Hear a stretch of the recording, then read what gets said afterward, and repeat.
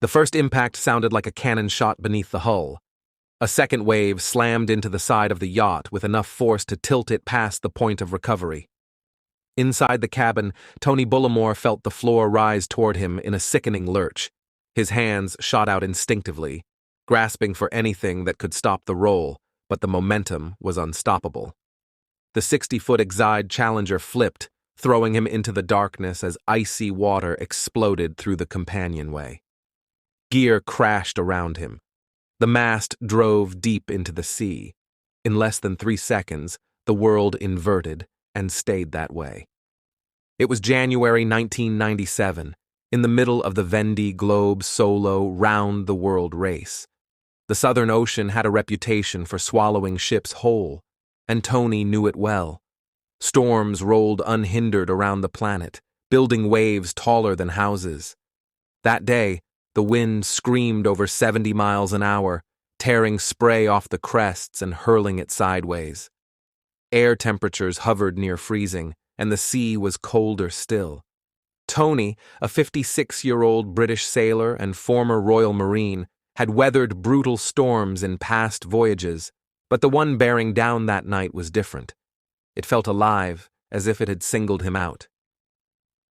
When the boat capsized, the interior transformed instantly. The ceiling became the floor.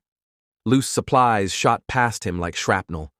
Water poured inside with a force that knocked the breath from his lungs. He scrambled upward, or what counted as upward in an overturned hull, until his head broke into a pocket of trapped air near the stern.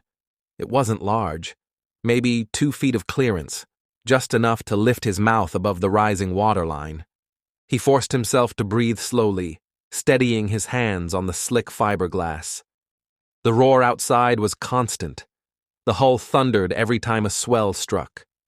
Darkness pressed in from all directions. The smell of diesel, fiberglass dust, and cold seawater filled the cramped space. He had no food, no dry clothes, no light, and no sense of time. The shock of the inversion had left him shaking uncontrollably. He checked himself by feel. No broken bones, no deep cuts. But his fingers already felt numb, and he knew hypothermia would come quickly. He had triggered his emergency beacon during the capsize, but he didn't know if it worked. If the signal reached anyone, rescue would still take days, assuming anyone could reach him at all. The nearest forces capable of mounting a rescue were in Australia, far to the north, and they'd have to travel through the same massive seas that had just rolled his yacht like a toy. Inside the hull, Tony began the routine that would keep him alive. He talked aloud to anchor his thoughts. He pressed his legs against the fiberglass to generate a little warmth. He pushed floating debris aside to keep the air pocket clear. Every few hours he measured the water level with his hand to check whether the boat was sinking. Sometimes it rose several inches as a wave passed overhead. Sometimes it dropped back down. The fluctuations made it impossible to know how long the hull would stay afloat. As the first day passed, the cold became a constant ache.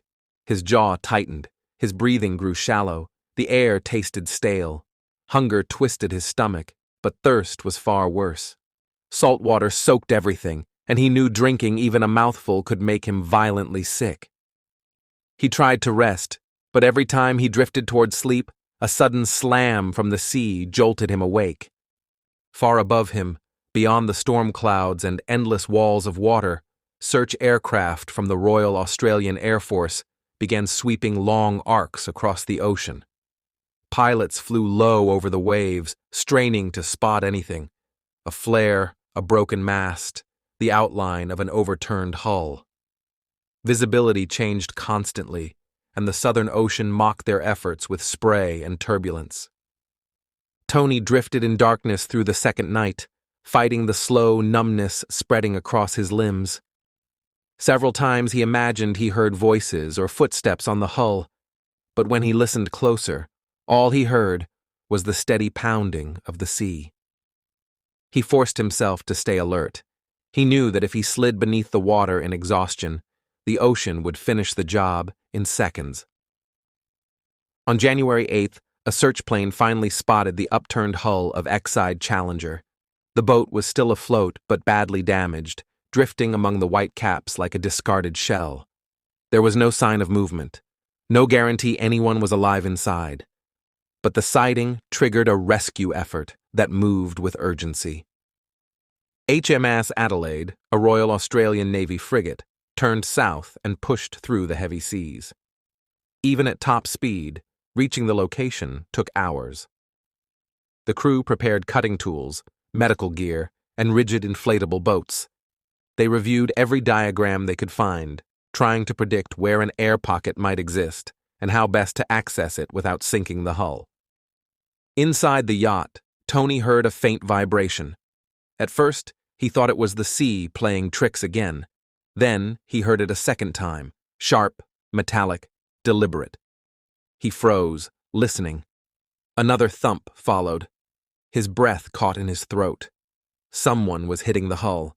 He pounded back with what strength he had left, yelling into the stale air.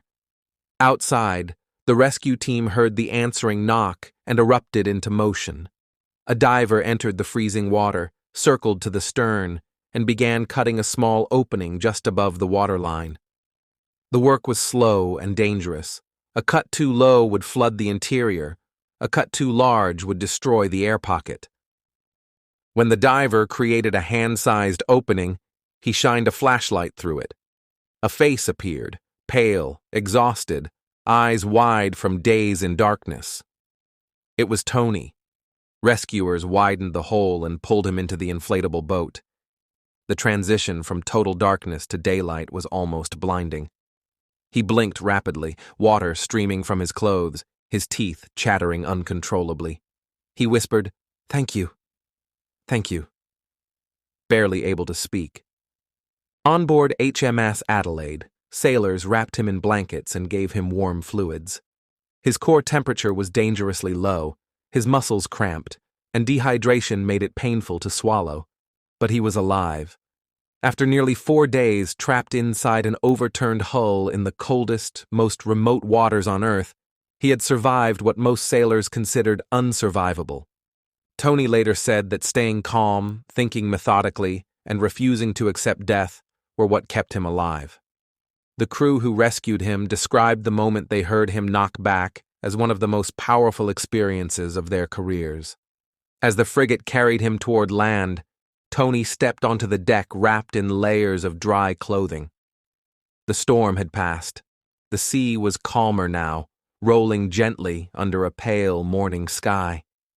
He looked out across the vast water that had nearly ended his life and realized he had done what few people ever do: survived the Southern Ocean from the inside of an overturned boat. Thank you for listening to The Sunken Ledger. Subscribe for more true stories from the depths.